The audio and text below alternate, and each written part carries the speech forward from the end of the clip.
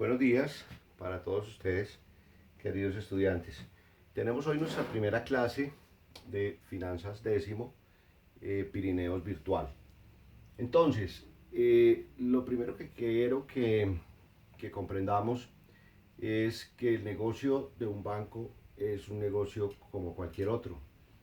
Pensemos que como una persona que arrienda una vivienda, pensemos que es un negocio como una panadería. ¿A qué me refiero? La panadería, ¿qué hace?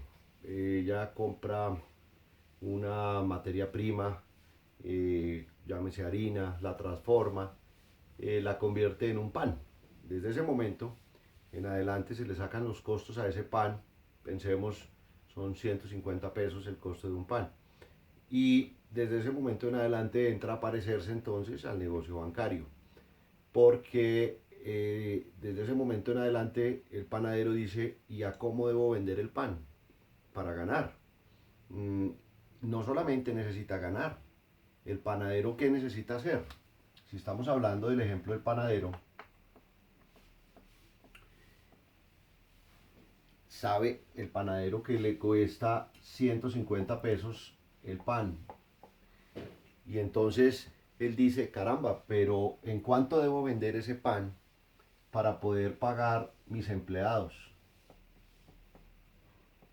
¿En cuánto debo vender ese pan para pagar los servicios de mi panadería, servicios públicos?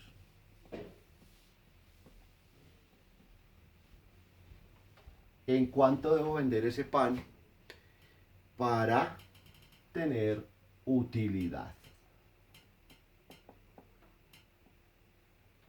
Entonces, el panadero hace todo un análisis y dice, simplemente dice, caramba, ese pan debo adicionarle algo que nosotros, o que él llamaría utilidad, que no es exactamente la utilidad, ya vamos a ver por qué.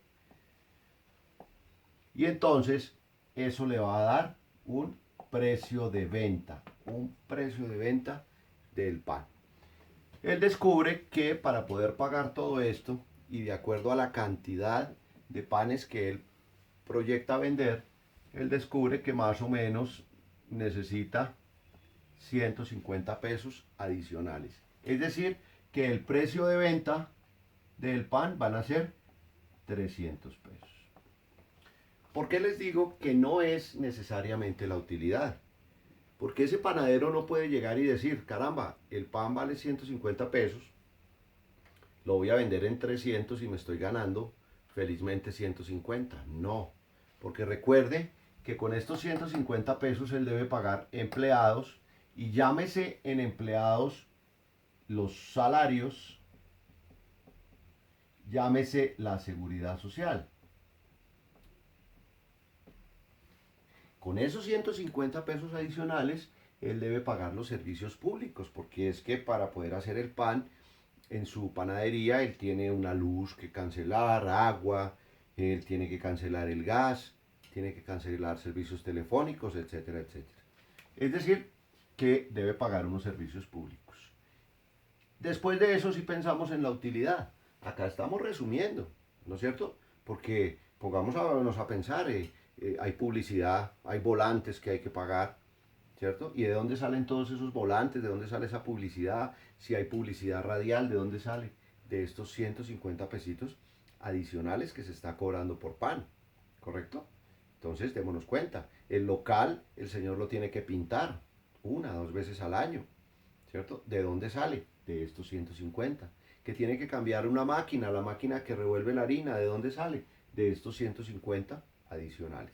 Al final, va a descubrir que la verdadera utilidad neta para el panadero, pues pensemos que por pan, entonces serán 30 pesos, serán 20 pesos.